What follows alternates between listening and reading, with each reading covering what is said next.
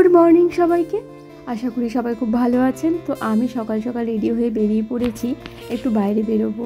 আসলে কালকে কিছু না কেনাকাটা করা হয়েছিল মা বাবার জন্য, সেগুলো একটু কেমন যেন লাগছে আজকে, তাই ভাবলাম সেগুলো চেঞ্জ করে নিই। আর আজকে চেঞ্জ না করলে কালকে আমি করতে পারবো না, কারণ খুব সকালে আমি বেরিয়ে পড়বো। এদিকে শুরু হয়েছে বৃষ্টি কদিন থেকে, বুঝতেই পারছেন সব জায়গায় এরকম ওয়েদার। তো এই কদিন একরকম কেটেছে, ভীষণ গরম, তার মধ্যে ওই অশান্তিটা অন্যরকম ছিল।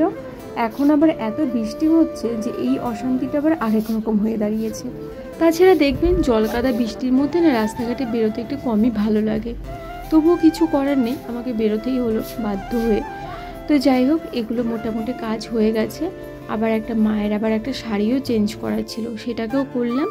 তারপর দেখলাম অনেকটা টাইম হয়ে গেছে, তো এখন রুমে গিয়ে স্নান করে খাওয়া দাওয়া করতে করতে রান্না করে খেতে খেতে অনেকটা সময় হয়ে যাবে। তাই ভাবলাম একটু বিরিয়ানি নিয়ে নিই, তাছাড়া অনেকদিন থেকে খাওয়াও হয় না। তাই ভাবলাম চলুন তাহলে আজকে একটু বিরিয়ানি নিয়ে নিই, খেয়ে নিই। আর ওয়েদারটাও ভালো রয়েছে। তাছাড়া এতক্ষণ তো ভালোই ছিলাম, কেননা বৃষ্টিটা সেরকম ছিল না, কিন্তু এখন বৃষ্টিটা শুরু হলো।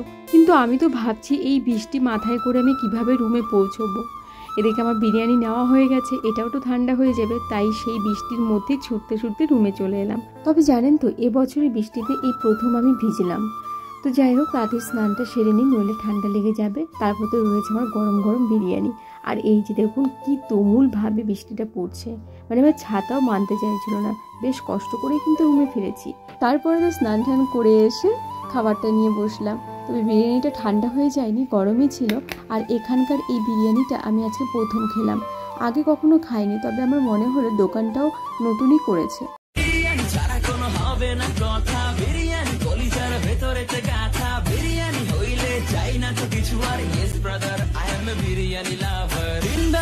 শুধু বিরিয়ানি খেতে চায়, হোক না তেল চর্বি, তাতে কি আসে যায়।